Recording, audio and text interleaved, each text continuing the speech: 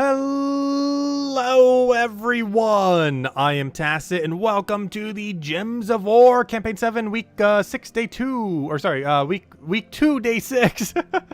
I said it in inverse order. But yeah, Campaign 7 week 2 day 6.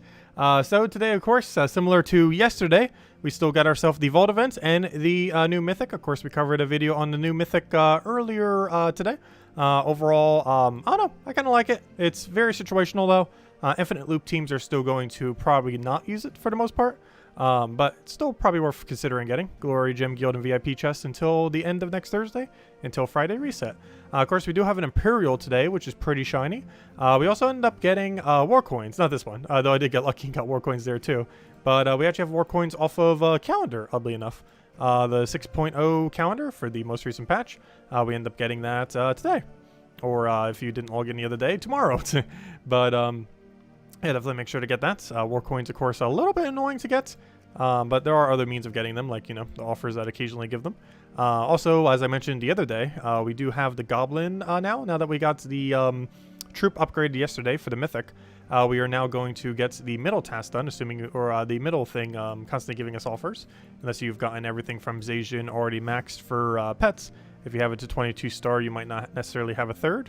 I'm probably going to deliberately keep doing this as well, so that we could try to get the Goblin Kin upgraded, because that ends up giving a Goblin bonus, and of course synergizing with Zacian bonus. Basically, we want to keep getting copies of both of these, and just deliberately not max this, so we can go get both of them maxed. So that's pretty much my game plan for my middle task, which might keep it hooked up for a little while. However, we can still occasionally get good stuff, like we still got War Coins, even though we have the middle one preoccupied. So yeah, hopefully we'll still keep getting decent loot there. Anyways, I might as well actually start by the adventure board real quick, since most rest of the stream will be us doing Gnome-a-Paloozas, as well as farming some of the gnomes directly, though. I'm probably going to start by going straight into the Paloozas, though, once we get the slight amount of other resources done. So we're going to go with Phoenicia first. Also, hello everyone, hope all of you have been doing well. Hello Tyrian, hello Bill, hello Gem God Diaz, hello hello Gerudo, hello Defiant, hello Cookie. Oh, Defiant! I got your gift, thank you. You weren't on last night, so I wasn't able to thank you for it. But thank you a ton. Let's see. Did I show you on stream? I can't remember. I definitely didn't do it when Defiant was here. But yeah, Mario Party 10 with the amiibo as well. I was mentioning quite a few times that actually, the only Mario Party I don't have physically is Mario Party 10, because I never bothered owning a Wii U. And we finally have one now, so that's pretty convenient. But thank you for that. We now technically have the full collection of Mario Party. Even though we're probably never going to play the Wii U versions. It's mostly just to have it to store away. But thank you a ton for that. Plus, we could technically still use the amiibo too, without having to open it. Because that's what this little power tag thing is for. We've been using it for Animal Crossing, like a ton, the last few days. However, it would also allow me to do things like that. So I can actually use that amiibo without actually needing to open up the container, which is kind of convenient. Which is one of the main other reasons for having that thing as well. But yeah, thanks a ton for it. Yep, now we have the full Mario Party collection. Everything from 1 to 10, as well as all the handheld versions. And most of the spin-offs. I think there was like a few spin-offs we didn't bother getting, but as far as like the core main franchise, we have it all. Hello, Barbara! And of course, Mario Party 10 was like the only thing from the main franchise we didn't have. But yeah, thank you for that, Defiant. But yeah, if I'm up in New Jersey this holiday, which I should be, I should try to gather the rest of my collection and see if I can actually bring it down here. Because if I do, we could start streaming it. I would probably need a bunch of adapters to record it properly, though. Because it's, like, you know, trying to do it off of N64, GameCube, stuff like that. The Wii should be fine, but the N64 and GameCube are kind of ancient. And I probably will need, like, adapters inside of adapters to make it work. On a normal TV. Do I have the Game Boy Advance Mario Party e-reader game? I have one of them for for Game Boy Advance. I can't remember ever using our e-reader though. But yes, I do have one. If I'm not mistaken, wasn't that one not like Mario Party? Like, it wasn't like a traditional board. Even though it had like the Mario Party name, it wasn't like actual Mario Party. Isn't that the one? Because I do remember one for the Game Boy Advance that I do have. The DS one was actually surprisingly good, though. Like, when it comes to handheld Mario Party, that was actually probably the best one they ever made. If you don't count the switch. Actually, even if you do count the switch, it was a really solid one. It was also the only Mario Party that ever introduced boss battles in a way that was actually not horrible.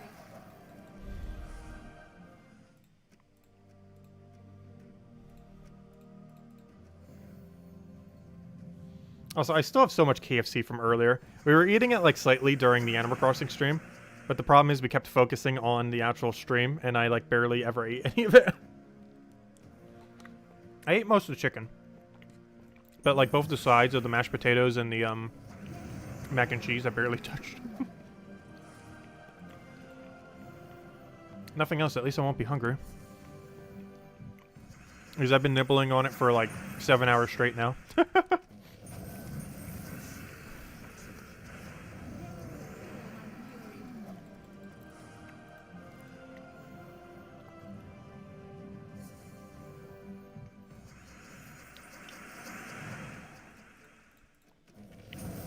Hello, Draco. Welcome.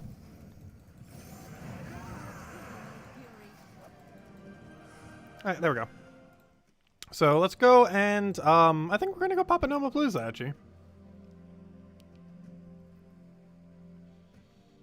Let's see. Yeah, we'll go do a Palooza. Let me go make sure my team set though.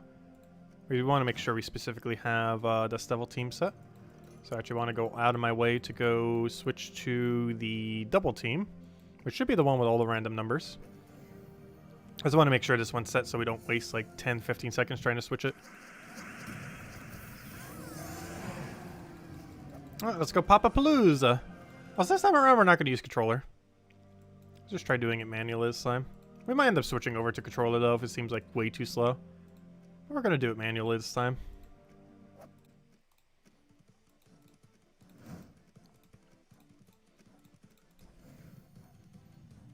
Which isn't too much slower, but it's nice to have those instant inputs. It's not too much slower doing it manually. So I'm not sure why I specifically went to Cinemirage. If we're doing a Palooza, it actually doesn't matter where we go. If we're farming the gnomes, it does. But if we're just doing a Palooza, it actually does not matter at all where the location that we go to.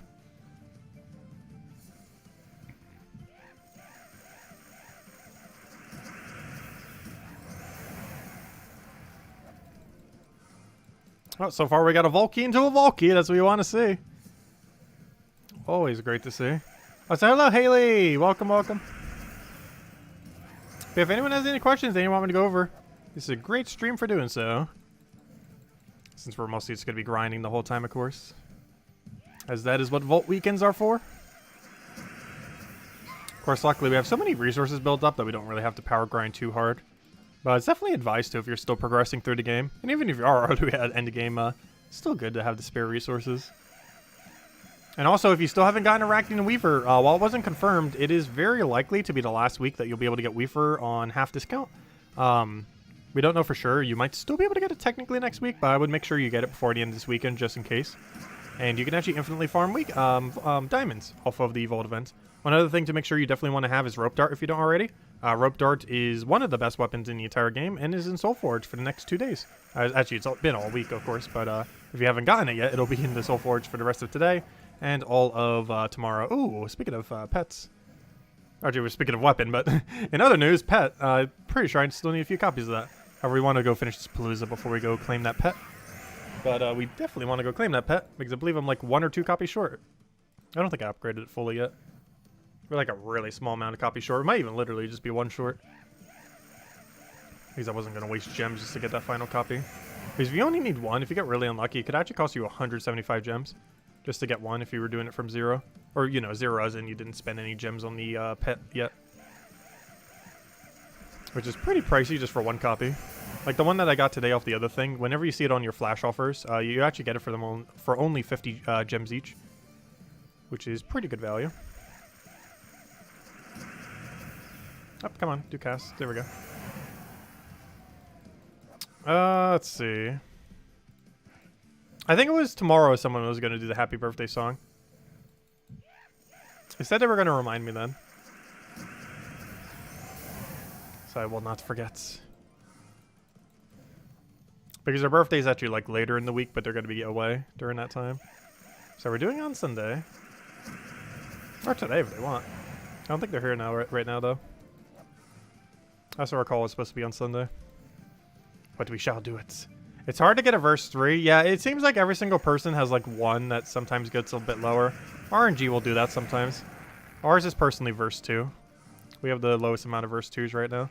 To such a degree that literally every verse 2 that we get for like the next 10 are all a new Palooza.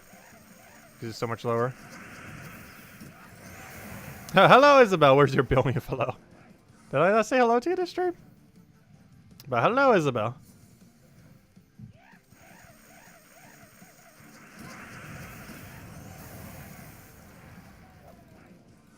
I found it funny that you caved into Animal Crossing because we could see when you log in through the thingy thing. Because you were going to farm Vault Key so much, and I'm pretty sure you already did. And then I saw you log into Animal Crossing, it's like, oh, how are you doing both simultaneously? That'd be kind of hard to do, though.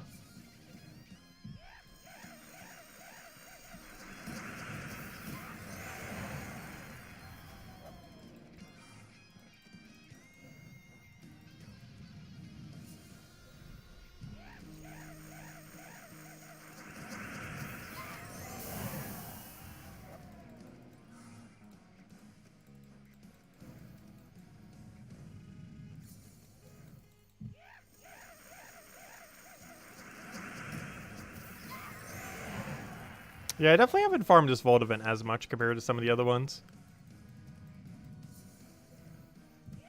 Though, to a degree, we really don't need to. I still like doing it, though. It's always good to get at least, like, that initial grind in. Because the first few hours you do are definitely by far the biggest payout for it, due to how pity keys work. Because obviously they have diminishing returns, while you still get a lot of loot the entire time. The good bulk of that is, or not a good bulk, but, you know, a lot of the extra loot is front-loaded. And has diminishing returns. Obviously, like, the mean amount of loot that you get per hour is still the same, but as far as pity keys, you can have a good majority of them within, like, the first hour or two in the current state of the game. Like, right now we're at, like, what, 13 pity keys? And by the time you get to, like, 20, 30, particularly 30, really starts having diminishing returns. Not on all the other loot that you're getting. Obviously, that only makes up a fraction of it, but as far as pity keys are concerned. You're doing a little of both? Yeah, we've been doing a little of both as well. I've just been so hyped for it for so long. And I've still been enjoying it.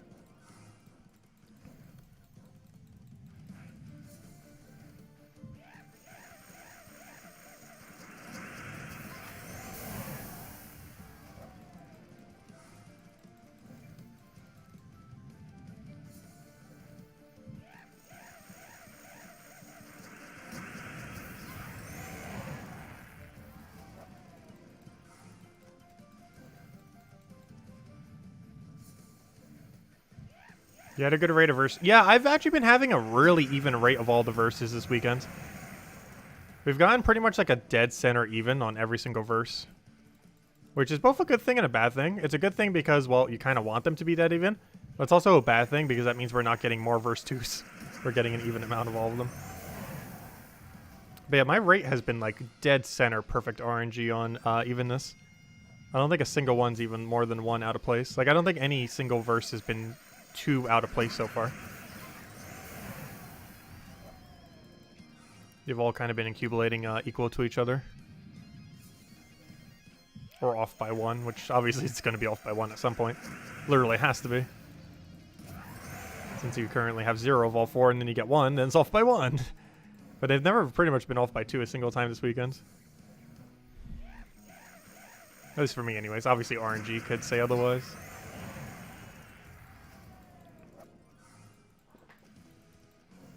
I'm not sure if the most recent update changed that or what. Because they might have made the even RNG a little bit more even. I'm pretty sure it wasn't tweaked though. But there could have been something in the code that was making it like skew to 1. Or not to 1.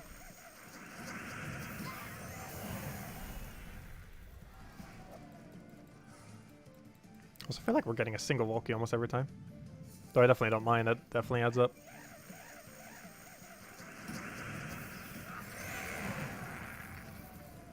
You open 5 vault keys a day. Yeah, honestly, I should start opening X amount of vault keys per day. Like 5, 10, 20, somewhere around there. Because we're starting to get to the point where if I don't start opening a small amount every day, we're going to get to a number that's going to be like so intimidating to try to open that we're almost never going to open them. But if we start doing like some small amount per day, it wouldn't really be that big a deal. So it's not that good of an idea to doing it during vault events necessarily, since that time could be spent actually farming the vault events.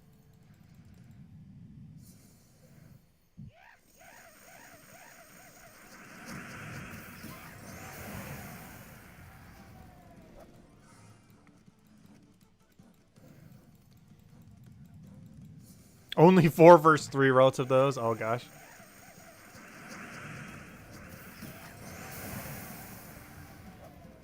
I think my verse 2s are like an 8 difference for my second lowest, or for my next lowest. I think it's about a 15 difference compared to my highest. Which isn't as big of a gap compared to some people.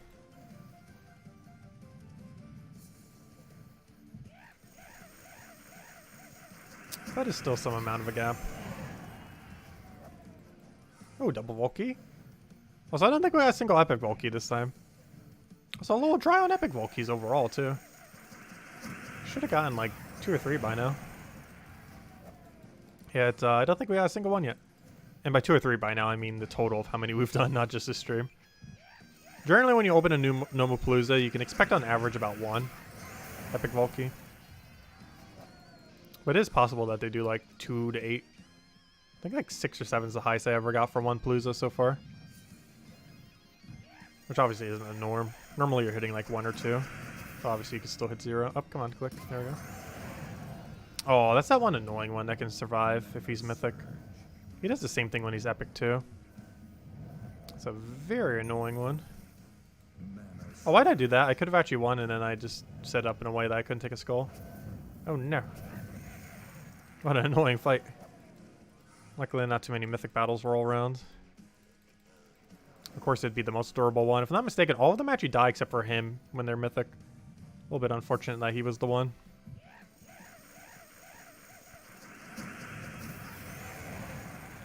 Hello Rogue, welcome.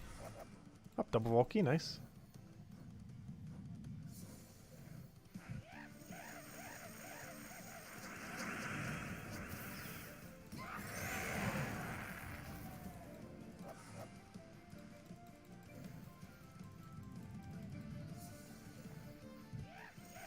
We've stopped counting keys from specific Paloozas. Oh, I still always do it just for the fun of it.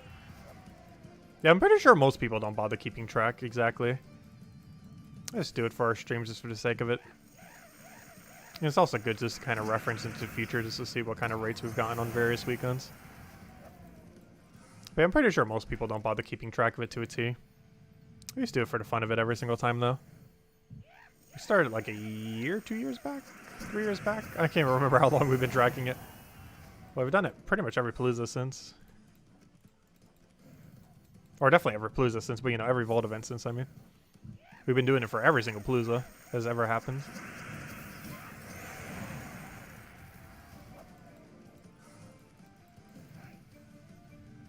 Hello, Jason. Welcome.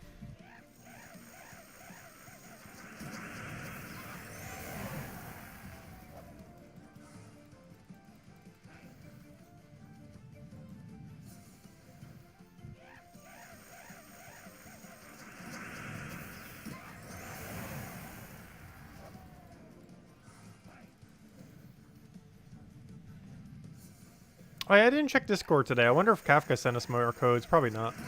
I'll need to remind Spammer again tomorrow night. So that we'll hopefully have them by Monday. I'm gonna double check. I actually didn't check Discord yet today. One moment.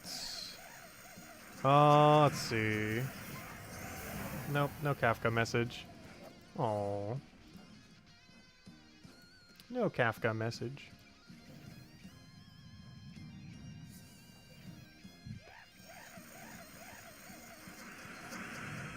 We will have codes eventually.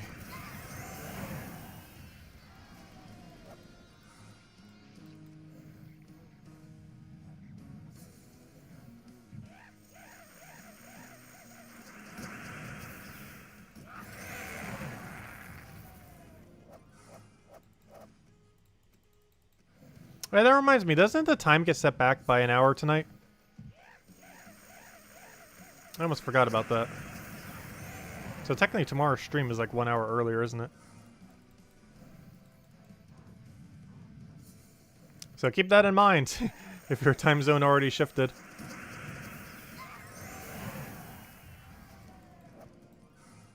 I'll try to have the thingy up a little bit beforehand, if I can. Because it might be off by an hour compared to people who's already shifted an hour.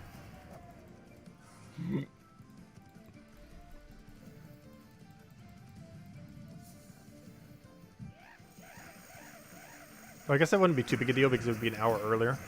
Though given that a lot of no, we'll probably be streaming a little bit longer tomorrow though. I was gonna say, given that most of our streams are about an hour though.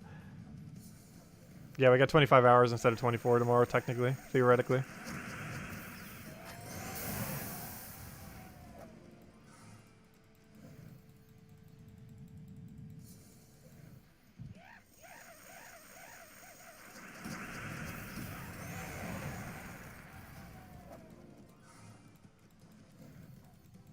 Yeah, I know quite a few places already shifted an hour.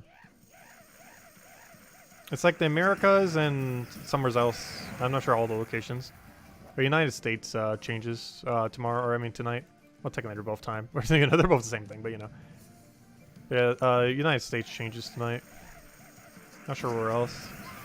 But quite a few locations already shifted the hour, which is kind of confusing. But after tomorrow, I'm pretty sure all locations have shifted an hour by then. Yeah, daylight saving time's kind of weird. I know the Palooza's over. Still doing this battle.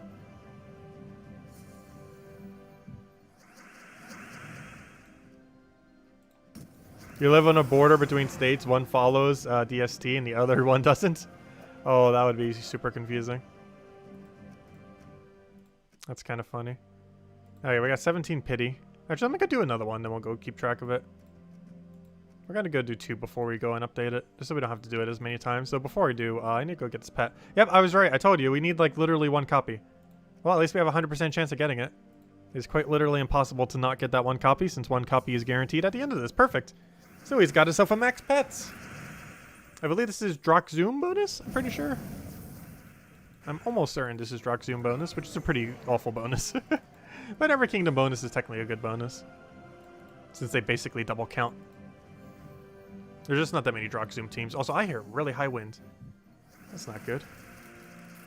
Luckily, we're past hurricane season, so it shouldn't be that.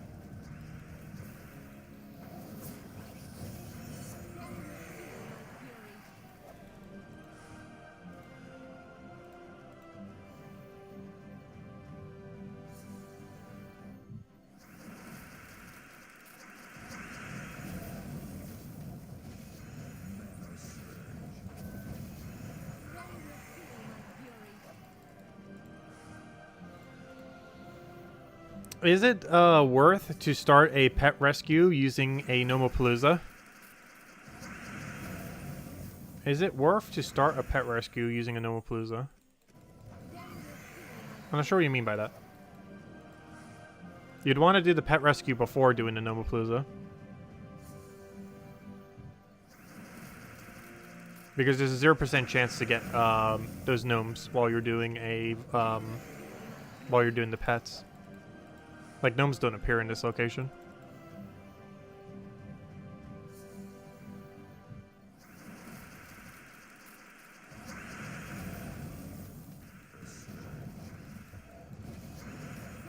You lived in Japan for 11 years. They did not observe DST. So on the summer solstice, the sun rises at 4 a.m. Who needs sunrise at 4 a.m.? No one. Let's see. Your guild uses Gnome-a-Palooza to have a pet rescue active every hour over vault events. Yeah, I feel like most guilds generally try to aim for that through one means or another. Basically, just perpetually having a pet up for the entirety of the vault event. Theoretically, you could do that at almost any point to trigger a pet event. That's a pretty costly way to end up triggering a pet event. But theoretically, even when it's not like a Gnome-a-Palooza event, someone from your guild could still end up triggering it. Because doing PvP for like 5 to 10 minutes during a Gnome-a-Palooza is pretty much, or you know, while you have one active, is pretty much going to give you a pet, regardless of if there's an event or not. Obviously, you generally want to do it during the events because it gives you more vault keys and everything. But if the main goal is just to get the pet, you can theoretically do it whenever. It would just make that person lose quite a bit of resources, though, since you're not getting all the extra chance at vault keys.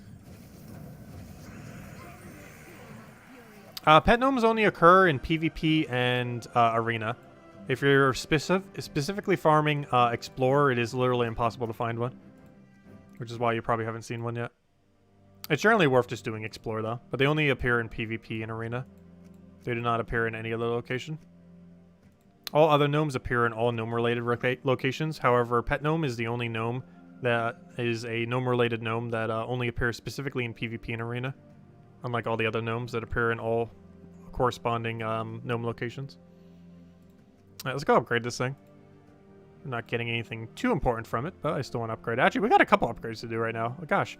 Here's the one from the seasonal pet. I only have one copy of it. We'll get it to level 5. I did not bother maxing the pet that we got from the most recent faction 2 Fridays ago? Yeah, 2 Fridays ago. So we'll go to this one. And then the other one is, oh gosh, I used almost all of our blue food. Running a little low in blues. Quite a good on the other 3 colors, though. And then the other one is the one that we just got copies for, which is kind of funny, as it's the last one we bothered to upgrade of these. Hello, Anthony! Welcome, welcome. And there we go. Oh, we got plenty of brown, gosh. Actually, that's our highest one, not counting white pet food. Also, we have so much white pet food now. Still can't believe they didn't add, like, some kind of extra function for them. Ah, there we go. And that should mostly just be a bunch of gems. Oh, we did get an orb out of it, though. Nice. Anything good in that orb? 25 gems in an orb. What's in the orb? It's only orange, though. Unfortunate. Not too big a deal, though. My expectations were low. But even that was awful, though. Let's see. Actually, are we getting close to the big orb? Yeah. We're getting very close to that major orb. Just need, like, 4 more pet upgrade cycles. And we'll be good to go. Because generally you only do them 5 at a time. Because of how the leveling system works. Anyways, let's go move over to, I guess we gotta do another Palooza then. Unless we just want to farm the manually a little bit. I think we'll throw a Palooza down. Once again. Because I believe that will bring us down to 10, right? If that brings us down to 10, we'll do it. If it brings us lower than that, we might need to go farm a little bit more first. But if we have 11 right now, going down to 10, we'll throw a Palooza right now. Yep, that's the case. So yeah, my biggest gap is currently 12, which isn't that bad. We have a 12 gap between 1 and 2. And, hey, reverse 3 actually is our second lowest now. Interesting. And we have an 8 gap between our lowest and second lowest. So overall, that's not too bad. Really, honestly, the only thing we've been low on is verse 2s. Like, the other 3 are pretty much dead even with each other. Like, that's a small enough difference that they're basically dead even, not counting verse 2. But anyways, let's go throw another Palooza. I'll bring us down to 10. And I don't want to dip below 10, so after we throw this Palooza, we'll probably do some normal farming then. I'm looking for, until we get like a verse 2, then we might throw one more. I'm looking for Palooza. That's not where Palooza is. There's the Palooza. Hey, do that. Do that. Explore. Fight.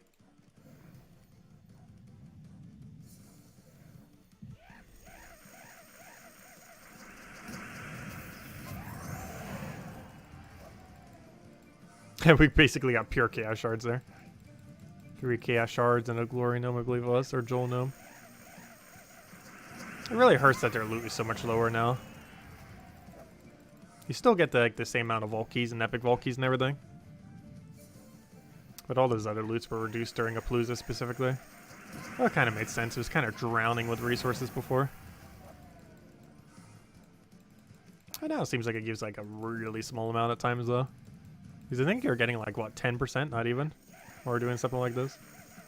Obviously 10% of 1, but how it rounds actually still counts as a full 1, luckily. Kind of like those 1 gem drops there. Which would have been a 5 if it didn't have the reduction on it.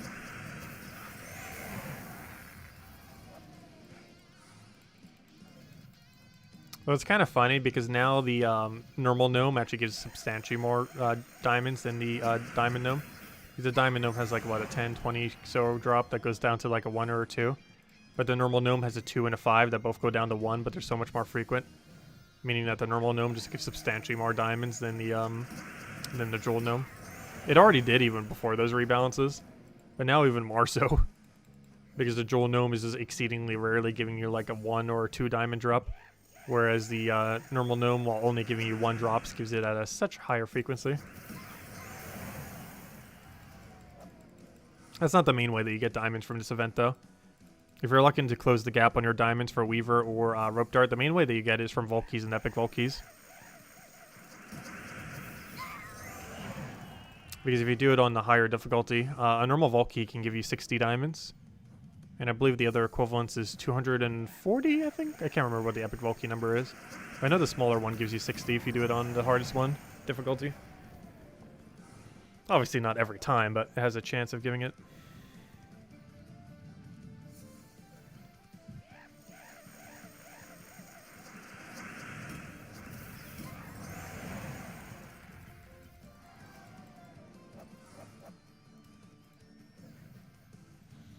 Hello, Sire Brawl. Welcome. This is your first Gems of War stream. Glad you can make it. You have ever never tuned in? You're a Switch player? Nice. But you love the grind. Yeah, it's a pretty fun grinding game. It's one of the main things that we've sticked around for 7 years. Actually, 7-year anniversary is in a week or two. They're doing it with the Nexus Kingdom coming in. Kind of not a huge fan of how they're going to be bringing in, though, but it is technically to celebrate the 7-year anniversary of the game.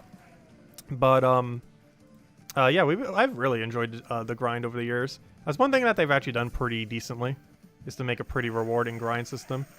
And overall, the game's still very accessible, free to play as well, even though they keep doing really weird things to try to get money from people, which is kind of unfortunate. Trying to milk it more and more. But it's still very accessible to free to play. Like, if you don't mind waiting, or having things like immediately when they come out and just waiting, you can still get like absolutely everything in the game free to play. There are like very, very few exceptions, like some exceedingly low tier weapons that are money locked and a few things here or there, but nothing like particularly important.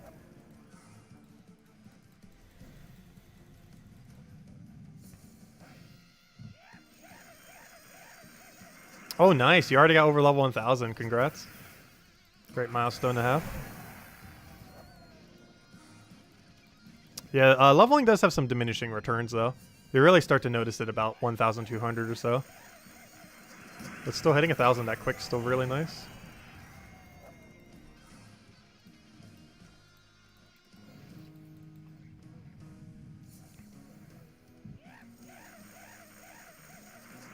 And Switch is a pretty interesting platform to get onto, too, because it's actually the most recent form of the game. It doesn't have cross-platform with the other ones. All the console versions are their own independent version. And because of that on Switch, it just started, I think, 2.5 years ago, the Switch version. So it is technically the easiest ecosystem to get into for the game.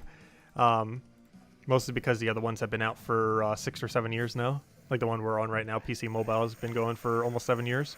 Another week or two it will be. Whereas the Switch has been going for 2.5 years.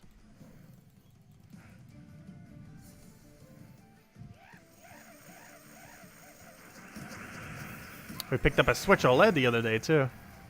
I still haven't transferred all my data over yet, though. Because we're still going to be streaming on the normal Switch. I still need to figure out exactly how to do that properly. Because I'm not even sure if it cross-saves properly. Because of how Nintendo has it. I still need to double-check that. I know some things it would cross-save properly on, though. Like something like Pokemon Unite it should.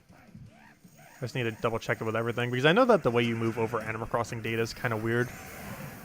Because I think they actually have like a literal app for it with how they have it set up. It's kind of strange.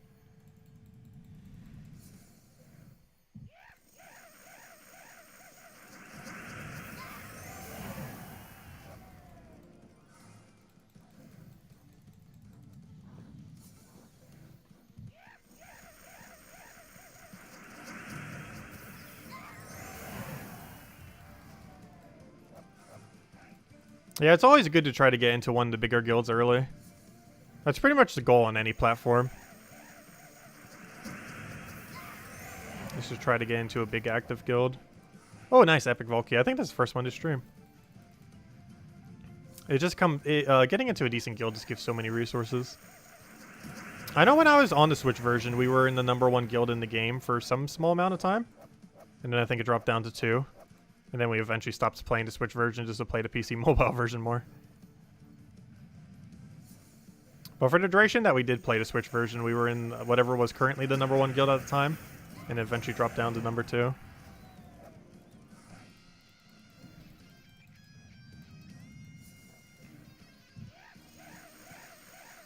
It's kind of funny because when it first launched, we actually got 3 power orbs in a row for making first place on the leaderboard. Something that is normally like exceedingly hard to do. But when the game first launched, we had enough working knowledge of the game that we're basically winning every leaderboard for like the first 2 weeks.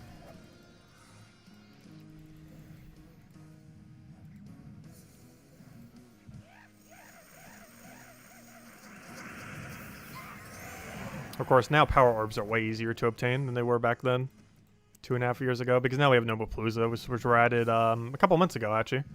Actually, probably like right before you started. The events for it right now, too. I believe Switch is having it currently. I actually can't remember if Switch has it at the same time. I believe they do. But Vault events and Gnome-a-Paloozas are the best time to be grinding, because you just give so many loots. And that's what we're doing right now. It's why all of our enemies are 4 gnomes every time. And the easiest way to do that in early game is to do a Rowan quick kill. The other way to do it is double Ironhawk, which is what we're doing now. The only problem with that is it's 2 mythics. A Rowan quick kill is still pretty speedy at it. Where you just use a Rowan and mana accumulate into it like Leprechaun, Mirage Queen for the half mana start, and then pretty much any weapon.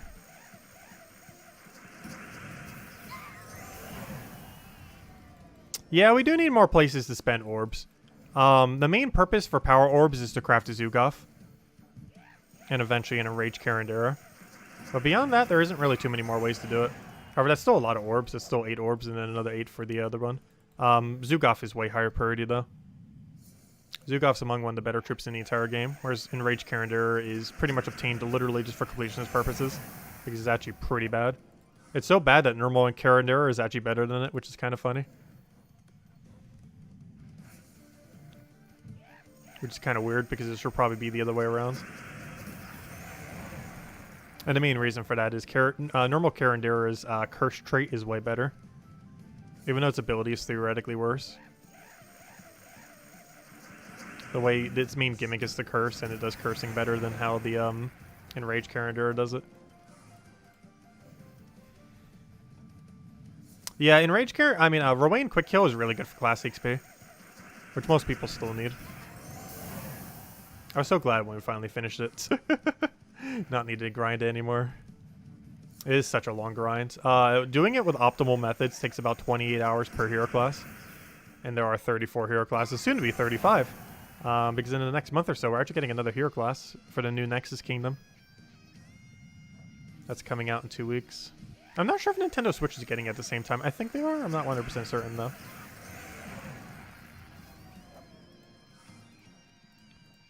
Yeah, that's right around the corner. I'm not sure the exact day that we're having the thing on.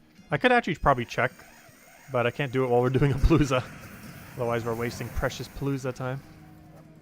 But I believe it's in like 3 or 4 weeks from now. It definitely has to be before the mid-December.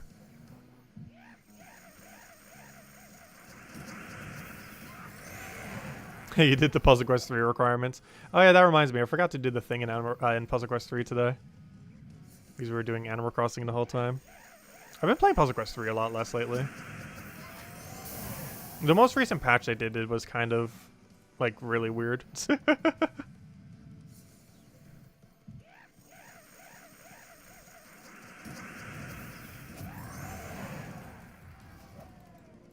I'm still going to be keeping up with the game, at least at launch and everything, though. I'm not sure how much further beyond launch we'd really play the game, though. Unless they make some drastic changes.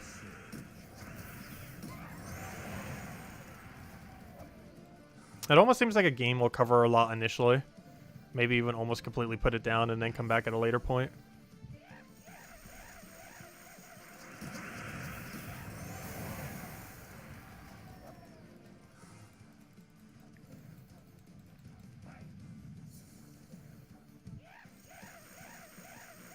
Because the grind in Puzzle Quest 3 definitely doesn't feel anywhere near as rewarding as how Gems of War is set up. Not even close. The biggest issue is the most important currency in the entire game is gated in a very, very weird way. It doesn't feel that rewarding. And there's no obvious way to farm it.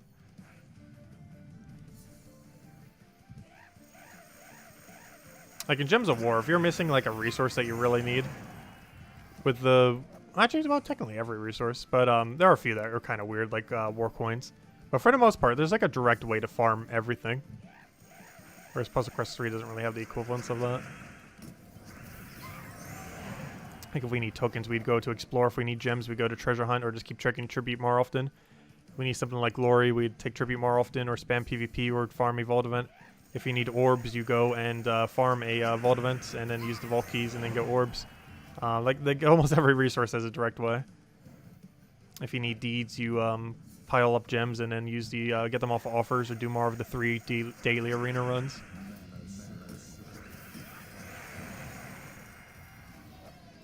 Like every single thing has like at least some pathway towards it. Even if it's not as direct as like the token farming, because that's obviously like one that's super direct. You just go to explore, you farm, you get tokens. Whereas some are a step removed, like where you need to farm gems in order to get like deeds. Because to do that, you have to farm the gems and then you need to farm the deeds, technically. Independent of each other. It's not like you're just directly farming deeds. You have to farm a different resource to farm the other resource. Oh yeah, Forge Scroll. Oh, well, I don't know. Forge Scrolls technically don't have a viable way, though they theoretically do have a way. You have to wait 1 billion years until their color comes around in the Doom event. And then you throw a ridiculous amount of gems. I would not really advise doing it, but some people do that. Like the people who really want like full completion. The only problem with that is it takes like a little over a year for every color to rotate in the current state of the game. But yeah, they definitely need to do something about color deeds. The system for it right now is so ridiculous. Mostly because it was an event that was set up to be once every 4 weeks. That then became once every 6 weeks. That then became once every 11 weeks. And it has not been rebalanced since. It was once every 4 weeks. And even when it was once every 4 weeks, it still seemed like it was too slow. The accumulation of them. And now it's basically 3 times slower. Which they still have not added a solution to. I assume some patch pretty soon will address that. Though it's been a little over a year now and it still hasn't. Because that was like, what, August of last year? Or September of last year? Is technically when that issue started, because that's when season started. So that means it has been 1 year and 2 months that has technically been an issue.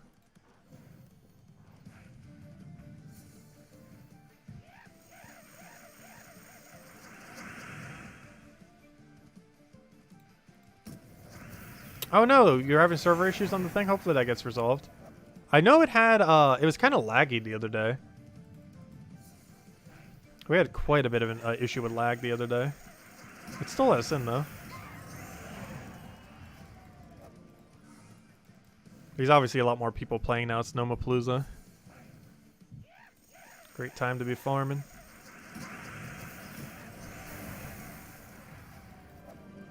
Oh, that's the end of a Palooza. You can tell by the music cue. But yeah, let me go check that. We were talking about the hero earlier, the hero class. I just want to double check what data actually is on. Also, I want to see what next weekend is. I actually forget. Because next weekend's the, oh gosh. Oh, I didn't want to go to there. Why did I do that?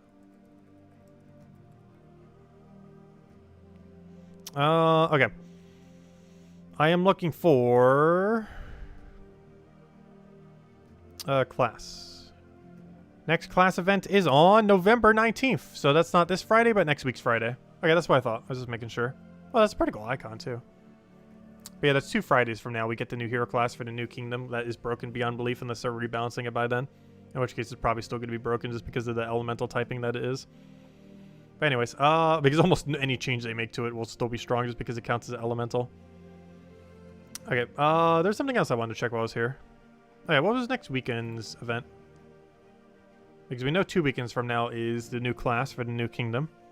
Which, if I'm not mistaken, is the first new kingdom-related thing that's happening. Next weekend is an event for Raid. Oh, that's kind of meh. But at least we have a cool one kind of in the week after next week. Yeah, next week's just Raids. Nothing too special with that. Alright, let's go do some standard farming. Oh yeah, let me go update my numbers too. I was going to do that after we hit here, and we just hit here, so... let's go count up our keys. So obviously we have 20 pity, we just saw that, so let me update that number. Vault keys, 20.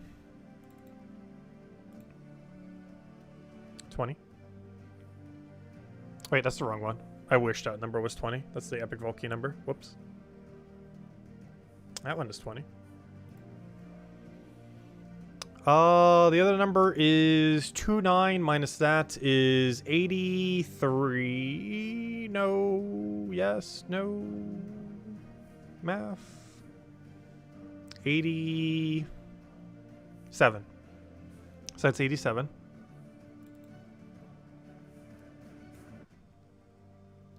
And then the other one is Epic Volkey. We're at 166 and we're at 163. So, oh, we got 2 of them. Nice. And that's 3 then. Or, you know, 2 more than what we had before. Okay, there we go. So we're at 87.23. Or 20 and 3.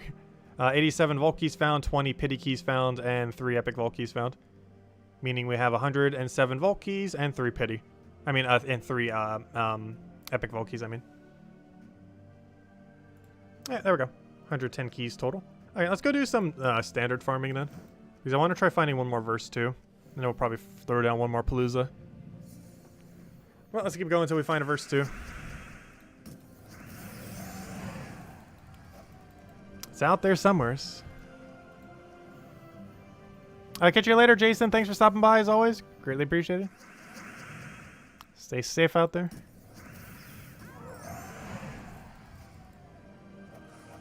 Yeah, 500 gems for the final tier and for the scrolls is pretty expensive. If I'm not mistaken, they come out to 133 gems per scroll. But the problem with that is you need like, what, 50 something per weapon?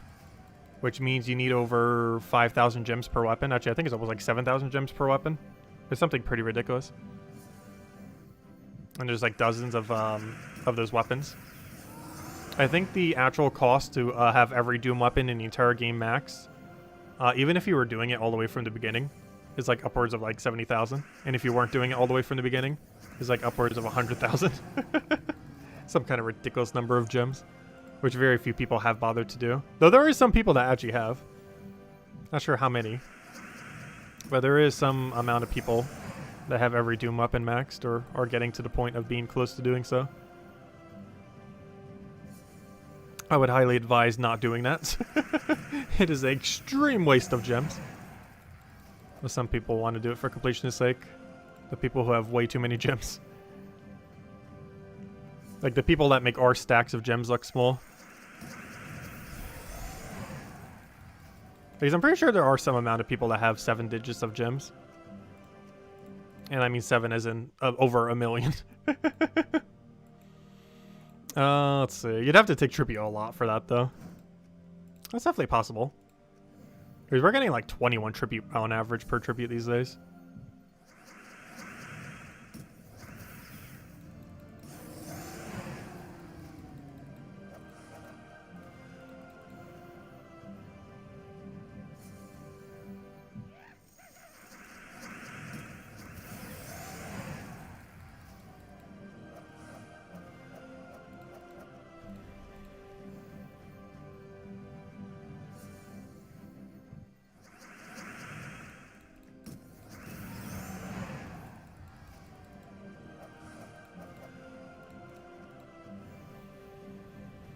Yeah, removing the floor limit could potentially help that as well.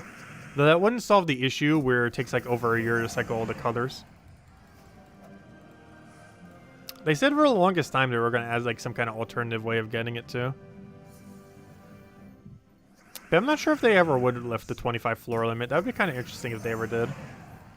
I always found it weird the first time I realized that, like, oh, it doesn't keep going after that point? That's kind of weird. And then therefore, if we just like never bothered going beyond that point. That's why we only ever go to floor 26. Because once we realize like, oh yeah, you don't get any loot going further than that, it's like, okay, then what's the point? Because the leaderboard's so horrifically bad.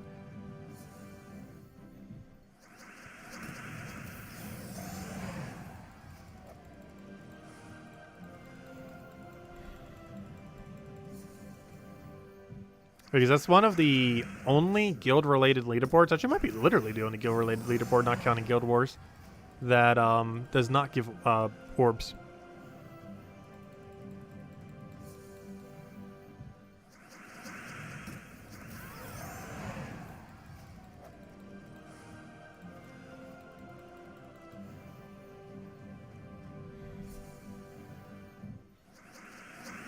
Come on, we got almost every verse. Where's verse 2?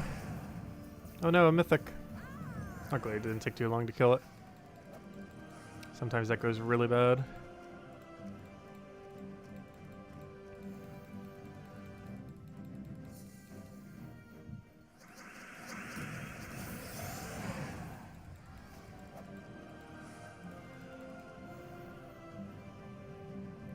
Oh, so you know what I've really been in the mood for food-wise I really need to go pick up again?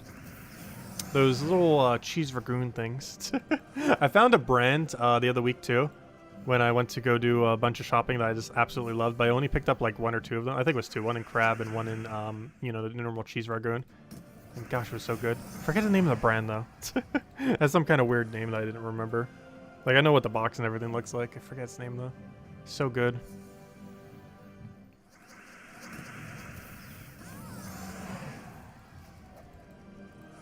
I'm like such a sucker for cheese ragoons though, and crab ragoons. They're so good. It's probably among one of my favorite foods, like just ever. Just something about them is good.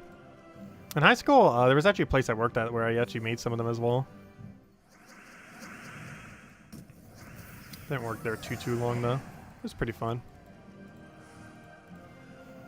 A lot of pastry folding.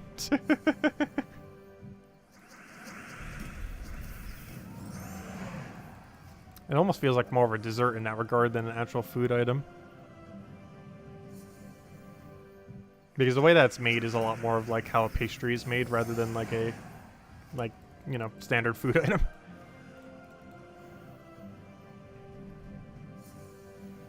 Let's see. Put that down.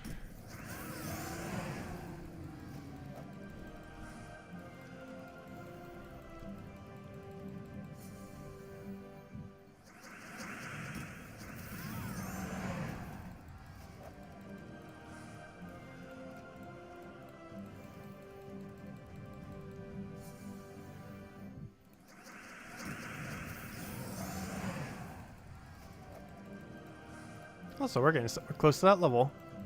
Not sure we're going to reach it this stream, though. Main goal this stream, I think, is get 1 more verse 2 and then throw down 1 more Gnome-a-Palooza. The only problem is that 1 verse 2 could literally take us an hour to find. If we are unlucky enough, it could take us all night to find 1 single verse 2. Realistically, it should take us half an hour or so.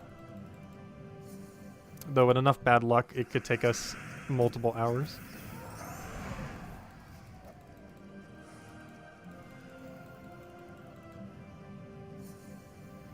Realistically, it won't. Oh, excuse me. Realistically, it won't, though.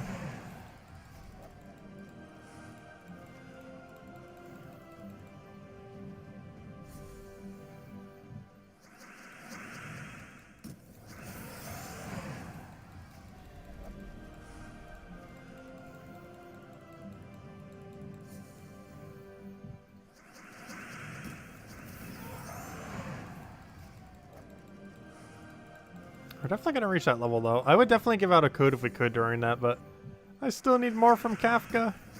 Because that'd actually be a perfect moment for the stream to hand out a code. It's when we hit that level. But hopefully by this Monday we should have more. Who knows, maybe even by tomorrow night. Because you should be back in the office by then. Because they kind of have off right now. But due to how Australian time works, by like Sunday night it would be their Monday morning. And they should be working again by then. Am I streaming after this? No. I am sleeping after this. Well, I mean, not sleeping. I'm probably going to grab a bite to eat and a few other things. But no, we're not streaming again until around noon tomorrow. Maybe a little bit earlier. Especially with the hour shift, I almost forgot. So probably actually will be a little bit earlier than that. Since we're going to have an whole extra hour of sleep. But by like noon or slightly earlier, we'll be doing Animal Crossing. We might throw some Mario Party in there, but it's probably mostly going to be Animal Crossing. And then at 8 p.m. Eastern Standard Time, as we do every single night, we'll be doing Gems of War tomorrow, which is an hour prior to now tomorrow. No, we're not done yet, though.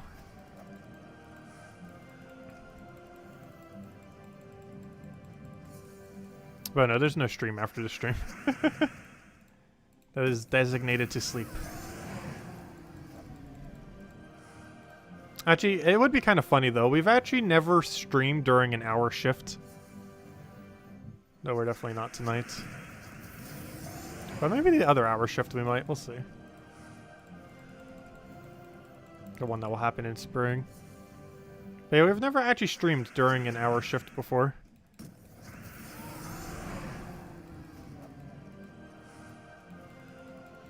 Finally got Zugoff? Nice, congrats. Now you can go to Animal Crossing. Yeah, that DLC is pretty fun if you haven't tried it yet. Anyone that has Animal Crossing, I would highly advise picking it up.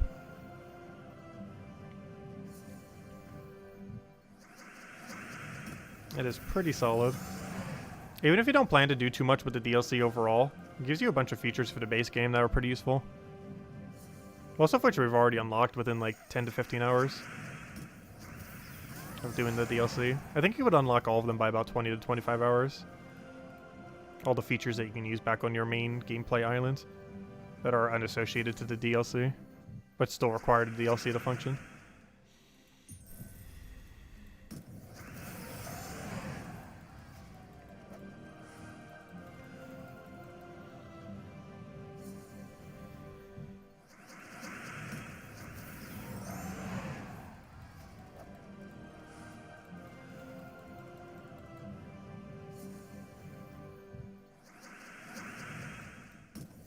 There's been a lot of times where we've had no code. There was actually a period where their code system wasn't even working.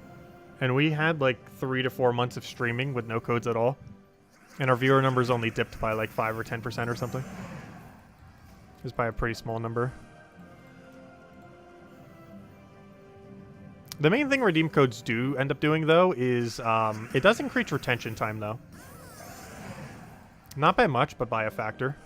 But that's mostly because, like, oh, if we're handing out a redeem code in, like, let's say 5 minutes, then obviously anyone who might have left, like in a minute, they'll be like, oh, let me stay around for a few more minutes and stuff like that. So it does increase retention time in that regard. As far as viewer numbers, it actually does not really impact it too much. It mostly just affects retention time slightly.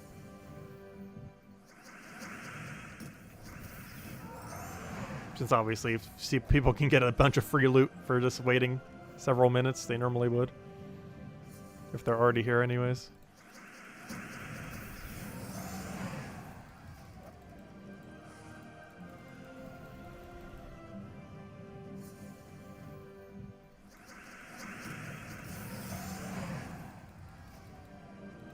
Because I think that actually I can see it right now. The average watch time for this stream is 10 minutes and 46 seconds. Normally on an average stream that we have codes, it's closer to 15 minutes. It also depends what we're doing on a given day. Saturdays are generally our lowest day.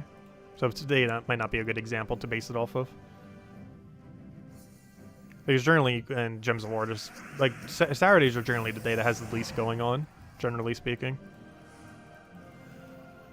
It's one of the reasons why whenever we have a new faction, I generally try to do the pure faction for Saturdays. To give us something exciting to do, since Saturdays are generally the dullest day in Gems of War. Not always, but on average, based on how the event system is, that tends to be the way it goes.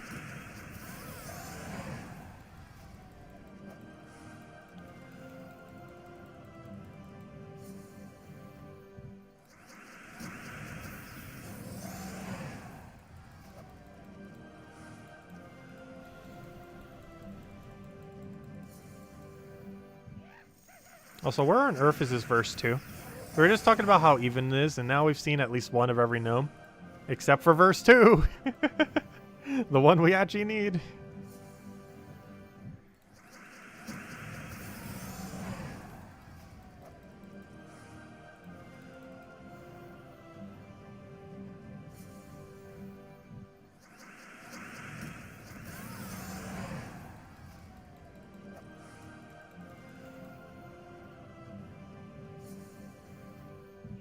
Oh no, another one we don't need. Alright, now we're going a little verse 2 dry here. That's like the 6th or 7th gnome that wasn't verse 2 of the verse ones. Yeah, getting Zugof's a nice milestone. And now that Gnome-a-Paloozas around, it's kind of convenient because it's so much easier to get now compared to the past. Like, I think it took us about a year and a month or so to get our first Zugof. That would have been a little under a year if I would have not wasted as many blues. Because I was doing a lot of blues to make sure we had max stuff for quite a few videos. But if we weren't doing that, it would have been a little under a year. But it took a little over a year because of that. But now in the current state of the game, if we're going to try to do the same thing again, within 2 Vault events, we'd probably have a Zugof. Like, if you really just power farm, you could theoretically in one single Vault event get a Zugof now. It's pretty insane. Definitely within 2 in the current state of the game. If you power grind them both. Which is quite a substantial change. Because that means instead of taking like a year to get a Zugof, it is theoretically possible to do it in under 2 months now.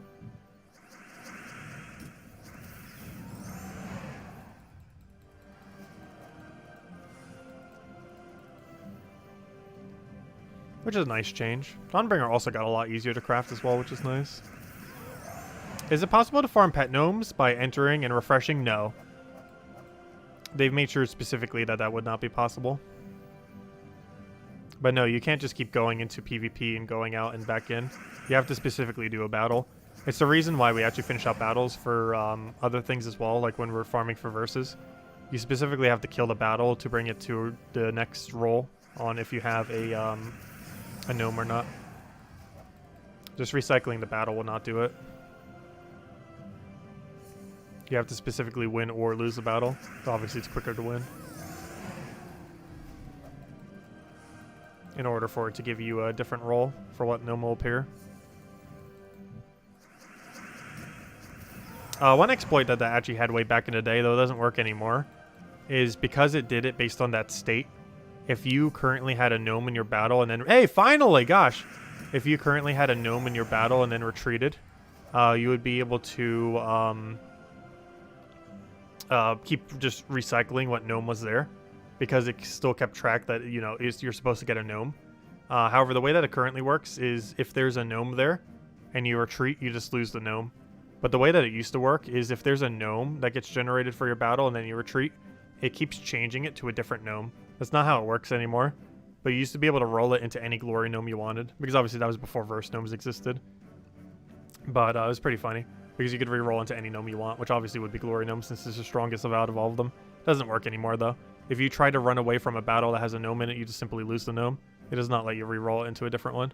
Alright, we got our verse 2. I guess we'll go do a Gnome-a-Palooza then. Actually, you know what? I should maybe go try to farm this level and then we'll go do Gnome-a-Palooza. Because I don't want the level to trigger while we're doing a Palooza. And we're actually so close at this point that I kind of want to push the level over before we switch over to the other thing. Because it definitely, we're guaranteed going to get the level up during the Palooza if I don't do it this way. So I'm going to go get our level up first and then we'll go run a Palooza. Yeah, no problem. If anyone else has any other questions or anything you want me to go over, let me know. Is the Switch version of the game caught up yet? I have not the slightest clue. I think they somewhat kind of are. Like, they made some pretty big changes that kind of caught them up a bit. Though, I honestly have not the slightest clue. Haven't been keeping up with the Switch version. It's always been kind of its own thing. I sure hope it gets caught up soon. It's been behind for so long. I really just hope it just gets fully uniformed with all the other platforms very soon. They definitely did something to get it a bit more caught up. I'm not sure what its full situation is, though, currently. But yeah, I would love to see the day that the Switch version is actually uniform with everything. It'd be kind of nice.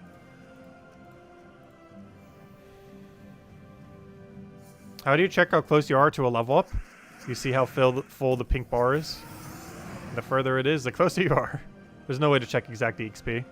But we can see that this bar is almost leveled. I still kind of hate that. It's the weirdest thing ever. Because it would make sense to some degree if this doesn't have a solid number, but this also didn't have a solid number. But the thing that I always find weird is that this doesn't have a solid number, like how much EXP you need to next level, yet you're still getting numeric EXP drops, which is always so weird because you're getting this EXP towards your level. However, you have no clue what the total is.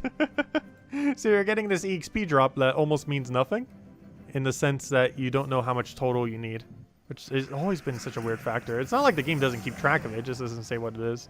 There was a glitch on consoles that actually allowed you to see what it was at one point in the game. However, there's no actual way to check it.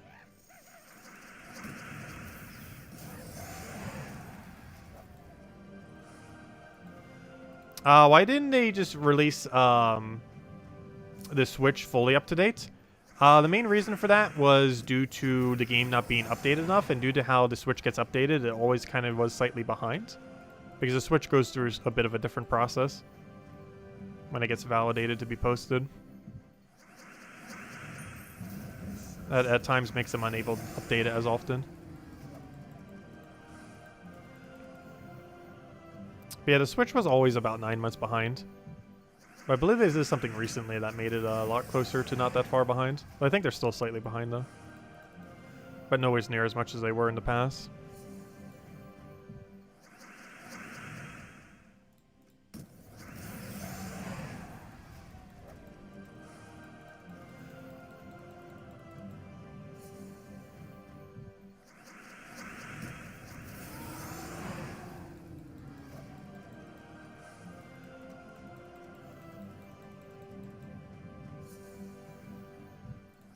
But after we get this level up, we'll probably just do a Palooza and end it there then. After we do our next shiny Palooza. And then we'll see what our numbers are for tonight. Or I should say for the weekend so far. And then tomorrow night we'll get in the last of that grind. Might need to get some extra caffeine for tomorrow, but I've been intaking like way too much sugar lately. I really need to find a good like non-sugar caffeine again. The other thing I was drinking I kind of got tired of. Definitely need to look into it. Because I'm not a big coffee person. Just need to find another good tea again.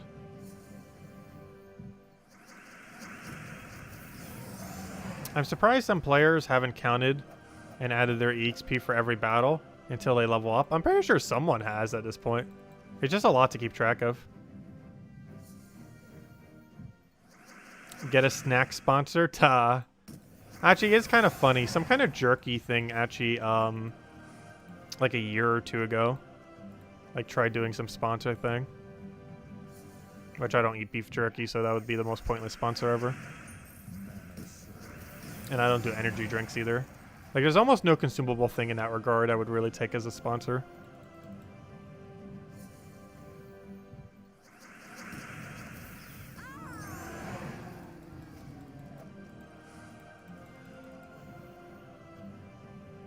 Because we've never taken a sponsor, but I would never use a sponsor that I don't also just use. Which would eliminate almost every sponsorship. Let's see.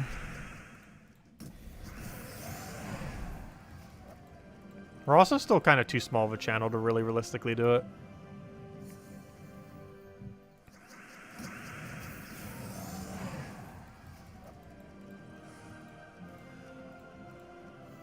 KFC sponsorship? I know, right? Doesn't KFC have some kind of weird gaming sector now? Like KFC Gaming or something? Which doesn't make any sense whatsoever.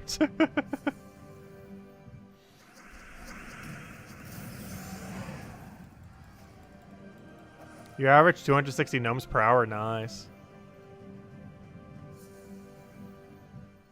Yeah, the steam that we're doing now can get about 6 per minute. However, it is slightly slower when it's doing Gnome-a-Palooza. Like, what we're doing right now can do about 6 per minute or so. During a Gnome-a-Palooza, it's about like 5.5 per minute.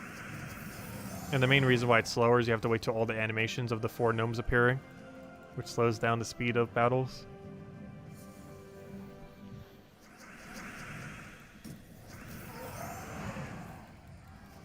What's the fastest pet rescue team to use? There's a few. I personally go with Phoenicia. I believe world record is also still held by a Phoenicia team. But it's not the same Phoenicia team we run like every single day. Like Withering Staff or Black Manacles or something similar in first slot, followed by Phoenicia, Mirage Queen, Leprechaun. I'm pretty sure the world record's still held by that team as well. It's also one of the few teams that I use that's actually the same as the world record team. Because the one I run for Explorer is actually a different one, for Explorer 12. Mostly because there's better teams for per hour rates. Because some of the ones that go for world record are slower per hour, but have a quicker max speed. And obviously you want more consistency per hour. Like getting a max speed higher doesn't matter when you're trying to farm. Only when you're trying for world record. However, both teams are kind of the same when you're trying for pet events. Or when you're doing pet events.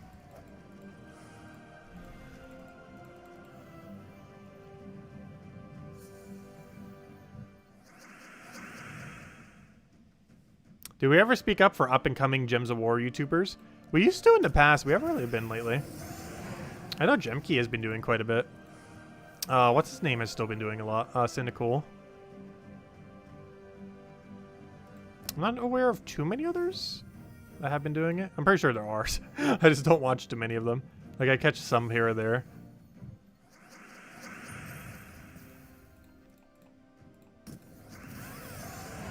Other streamers in general, I don't really tend to watch that often.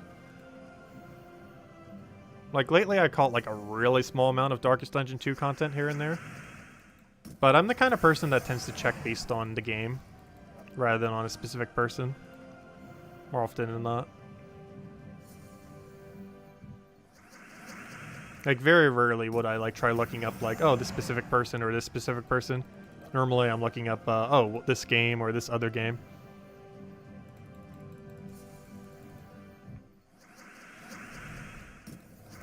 Kind of like how most people don't watch anything that isn't Gems of War on this channel. But some people do. But some people watch for the streamer, others watch for the specific game that's played. I'm definitely more towards the game that's played personally. And based on the viewership on our other streams, I would assume most of you are too.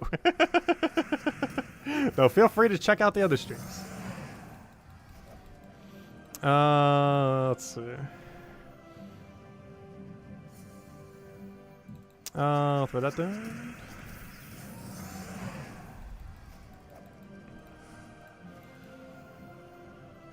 You're here for Tacit. Oh, thank you. Well, both are still fine, though. Because I know I'm definitely the other way around. I definitely do it based on the game.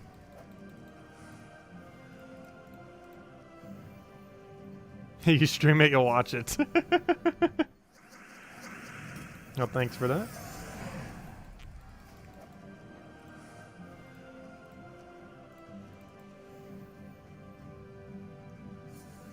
Yeah, that's the biggest issue with streaming too. Connection can really be an issue for it.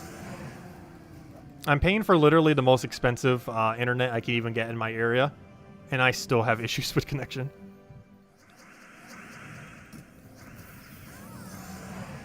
Despite having pretty much as optimal as a connection I could possibly have in my area that money can buy. It still has issues on occasion.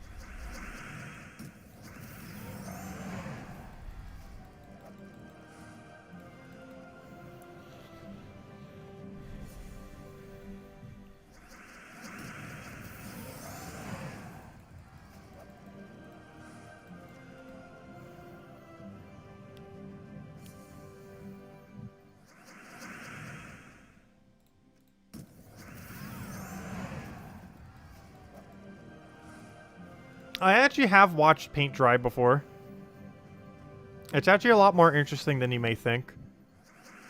Especially when you have like one of those little drippy things and you're watching it for like multiple, like dozens of minutes at a time. Like you can see the full process of its impact on the wall. It's actually quite intriguing. And I'm like legitimately serious. It's actually fun to watch. But you have to have like one of those drips. The drip is the exciting part of watching paint dry. You gotta get like a nice drip going down. And watch it progress over like half an hour. The next time you paint something, try it. It's actually pretty fun. Also, my eyes do not want to function right now.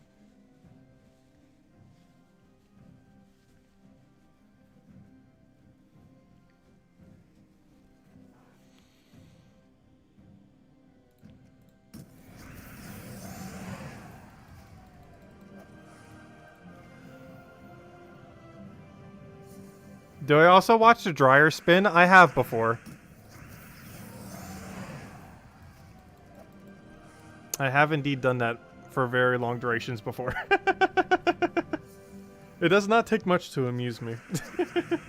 But yes, I have watched stuff in dryer dry and in washer spin around and all that.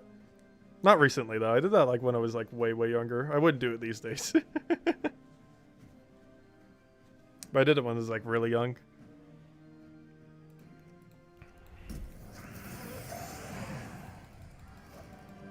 It's still not noisier than paint though. Paint's nice and quiet. It gives you time to think. The problem with watching dryer or washer is they're very noisy. So it distracts you from the show. You need like a mute button. You never have to worry about paint being too loud.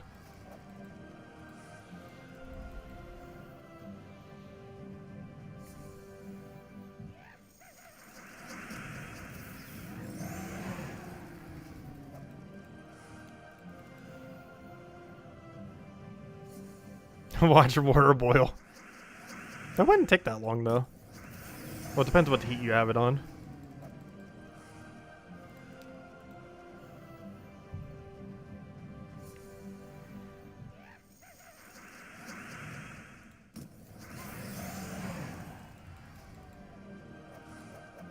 And yet I won't watch TV. I technically watched some TV while I was at my when I was seeing family, because they had it on in the living room, and I was in the living room. So theoretically, I was watching the TV that was on in the living room. By proximity of being in the living room.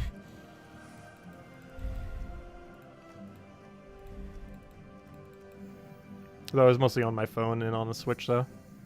Or chatting. Wasn't really like watching the TV much.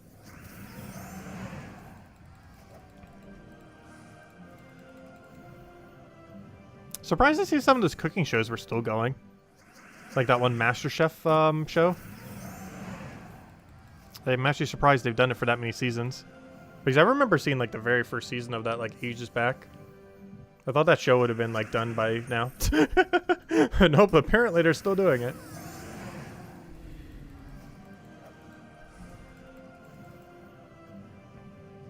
That must be on like season like 30 by now or something.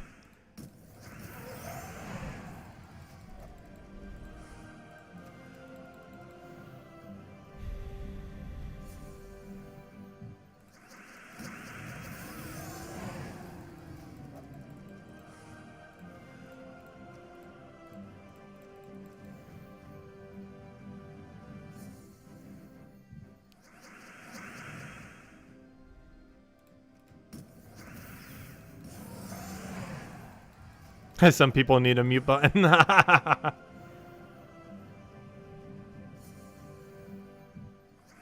don't know. When I took public transport, I never really had an issue with anyone being too loud.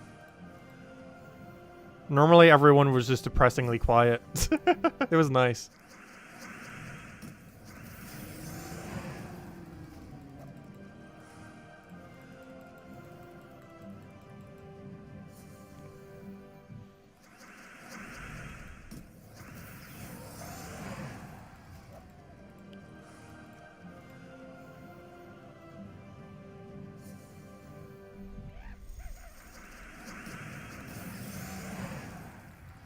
Oh, we already gained that level. I was doing this so we could go gain a level, and I've been distracted for so long that we've gained that level like ages ago, and I still haven't bothered doing the Palooza. Should probably go switch to it. Because I wanted to go get one verse 2, and we got the verse 2, but I also wanted to get the one level, and we got the one level. So we got everything we need. But yeah, we should be at 11, right? Let me go double check. Should be. I don't see why we wouldn't be. Okay, let's go do a Palooza now. I'll probably end it there after we finish out this Palooza. Games, Soulforge.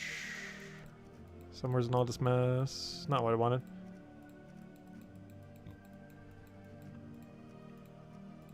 Let the Palooza begin.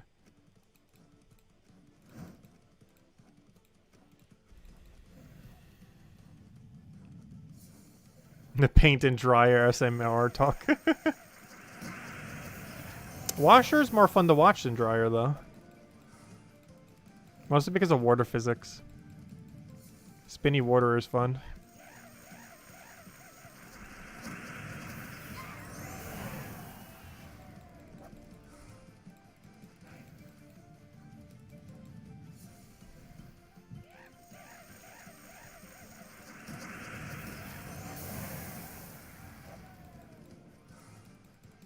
That's probably one of the things that makes paint drying actually kind of fun too. You normally don't see water physics that often. Because, like, other than when it's raining, like, when do you ever really observe water moving from location to location, for the most part? Like, unless you're at the beach or it's raining. Like, there's almost no other circumstance where you're really... Or if you're, like, sucking from a straw or something. There's, like, so few instances where you're physically looking at water doing something. Or a liquid doing something. Normally it's just solids. Since most gases you can't even see anyways. But you don't get that many opportunities to observe liquid doing liquid things. So it's more interesting. Because you're almost always watching solids do solids.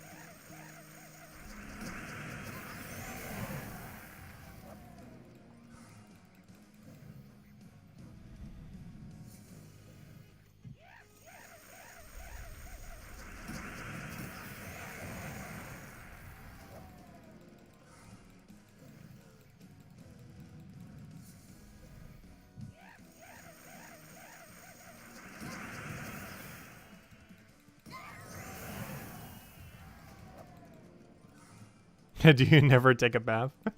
Well, obviously that too. I kind of put that under the category of rain. And when you wash your hands, of course. Because I'm like a germaphobe that washed my hands like at least like 6 times per day. Like during the Animal Crossing stream, I think just during that I washed it like 4 times. But I was also eating KFC, so there's more of a reason to as well.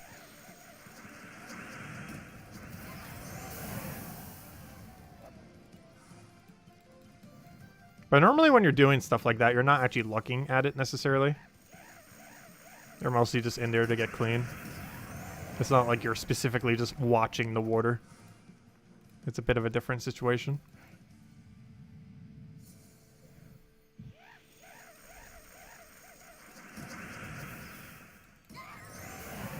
Because in those instances, you're more so just touching the water, not looking at the water.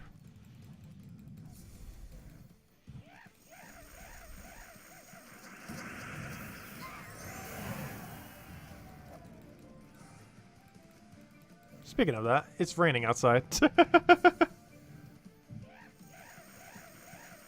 been very windy this last hour. Like, it's windy enough that I can hear the wind. That's when you know it's windy. If you can actually hear the wind.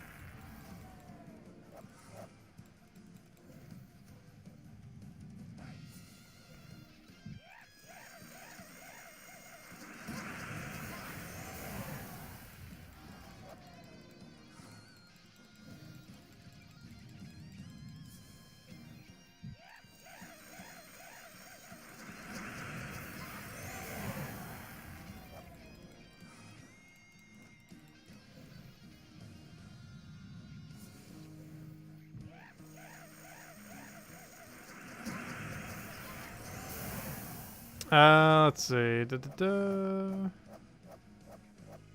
we have it so our mic doesn't pick up wind? I have it so it cancels out a lot of noise.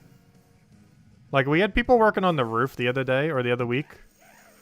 And they were making, like, a lot of noise. And I don't think barely any of it was coming through the mic. Despite how, like, ridiculously loud it was. I think, like, some small amount did.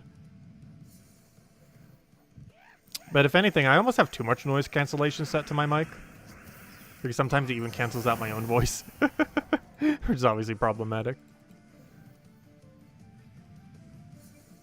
You just have to mess around with the filters. It's not something you could do just with the sliders on the mic itself. You have to change the settings in the program that you're recording with.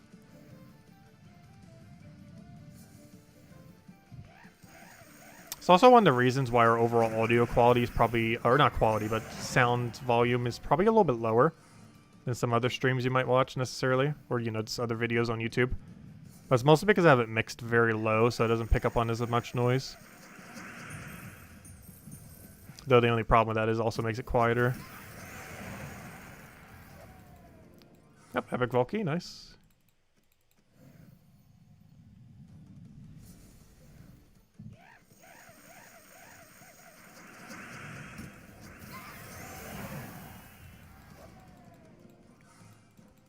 Yeah, you do it under the filter setting. You have to just adjust the gain, the, oh gosh, I forgot what the other setting's called. But you put like a threshold thing for what it does and doesn't pick up. And you kind of just have to mess around with it until you get one that kind of works. I should probably mess around with mine a bit more. Also, I have a different one set up for when I do streams and when I do videos. I should probably have both of them be a bit more uniform. Because I do it in 2 different programs, so I have the settings set up slightly differently.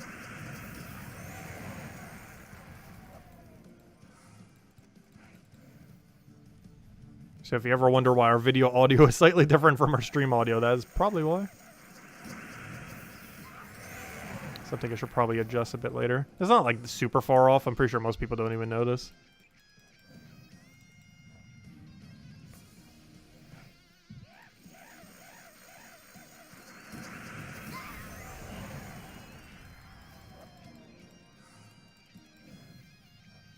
What team would you recommend for Explorer 1 farming if you don't have Ironhawk? Rowan Quick Kill. Basically anything at first slot that doesn't block Rowan, followed by Rowan, Mirage Queen, and Leprechaun. It gives Rowan half mana start, and then Leprechaun gives it full mana, and then you just win off of Leprechaun giving Rowan full mana. It wins about 4 per minute. This team does about 6 per minute, so it's about 50% slower, but it's the quickest hit you could do with 0 Ironhawk. It's still really quick, though.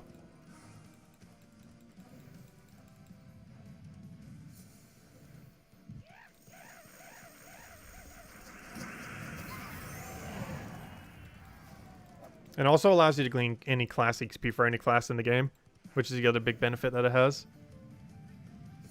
So whatever hero class you don't have max, you can set that hero class and then gain hero class XP for it. It's a great way to passively gain hero class XP, while also farming Vault events. Because Ironhawk teams can't really do that effectively. But Rowan team can. So even though it's slower, you do get class XP for it. Which to some people might not even technically be slower then, if you're getting so much class XP.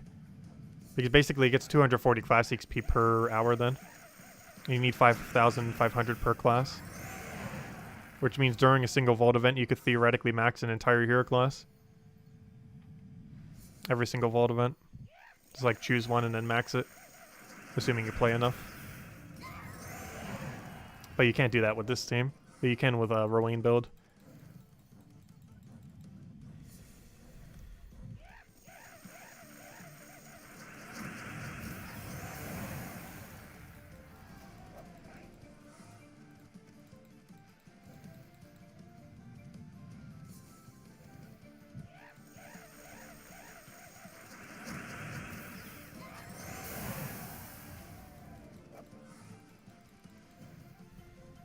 Yeah, you would get a lot of passive XP for it over time. Like, even if you only farmed for 10 hours over the course of a Vault event weekend, that would still be half a hero class max, pretty much. A little bit less than half, but pretty much half. Just for a single Vault event, you would basically get a half of hero class max. Hey, another Epic Valky.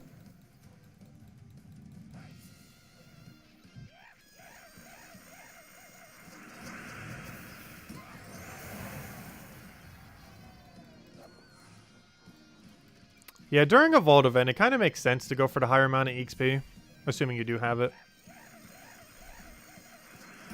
And then just farm it when it's not.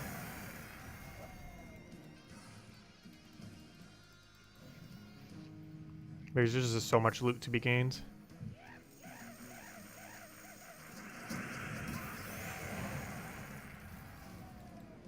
Thank you, Defiant. Yeah, we haven't done Fall Guys for a while. They haven't announced a new season yet. or when they're doing coming to Switch or the other thing yet. But they probably will at some point. They just finished a Halloween event not too long ago.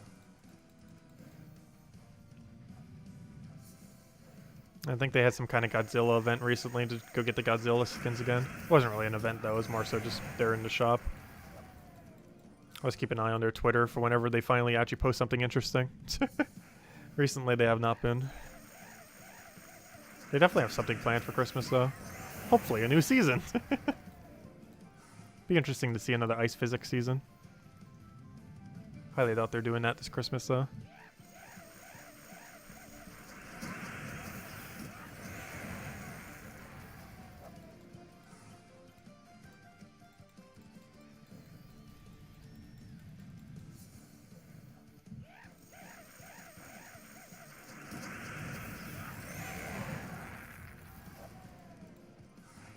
Yeah, I don't think we streamed Fall Guys since the Halloween event. Nor Pokemon Unite. Pokemon Unite we're probably doing this week, though. Season 2 for that game starting on Tuesday? Wednesday? Sometime soon. I forget the exact date. Actually, it might be Monday, oddly enough. Oh, we wouldn't do the stream on Monday. It'd probably be on Tuesday. We'll probably stream that this week.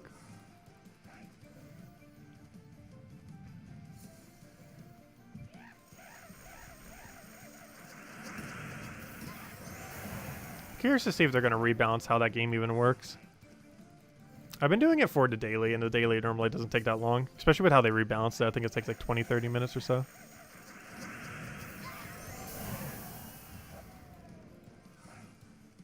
I like that it's really quick to get into. You just get in, play for like 6 minutes, boom, you're done with a round. Pokemon, nah. I don't know. I haven't been doing too much with the Pokemon series. Like Diamond and Pearl, we're definitely not going to bother getting into. But it's been a while since I've gotten back into MOBAs, and it was a pretty good MOBA to get back into, if nothing else. It's really relaxing. It's a lot less cutthroat than a lot of other MOBAs. If I'm not mistaken, we're actually in the top 10,000 globally as well for it.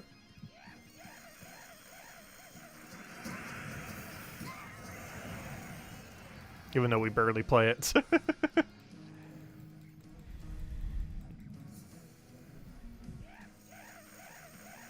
Which is not too bad for a game that has like almost 10 million downloads across all platforms.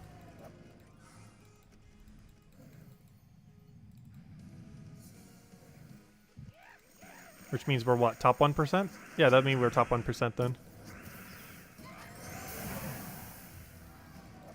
Despite playing the game for less than a half an hour per day.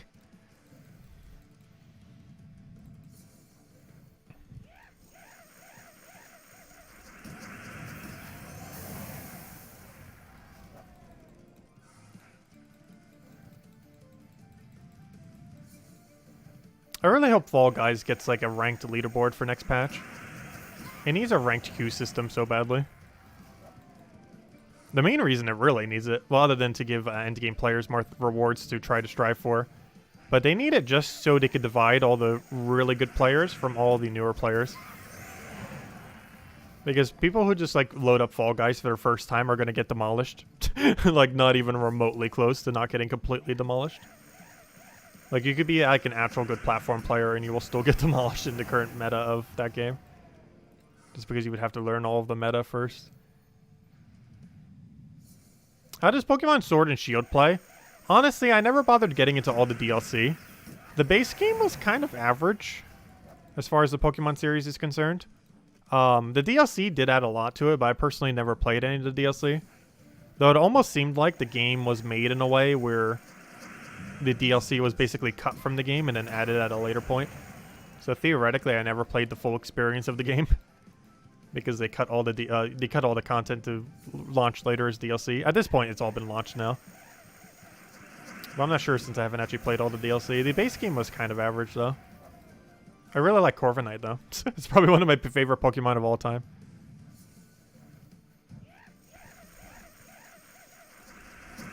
Among one of them. But it was okay. It was a very average experience for the Pokemon series. It was basically the bare bones of what it needed to be. to be a game. Let's see. Like, I probably streamed it like the very first week and barely touched it ever again. When Pokemon first came out, Pokemon Sword and Shield. Let's see. I was gonna go check our numbers. Let me go do that. See how many pities we have and everything. Get our final total for tonight.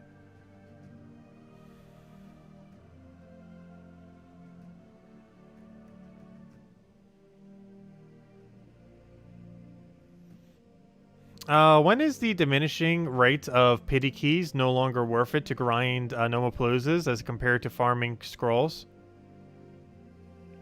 Well, theoretically, if you farm enough scrolls, you would always just want to do all the Paloozas. I would probably say around 40, though. If you've gotten to the point where you've reached like 30, 40 keys, like for me, I would say about 30. But at the point of like 40 or so is when you really start to notice the diminishing return.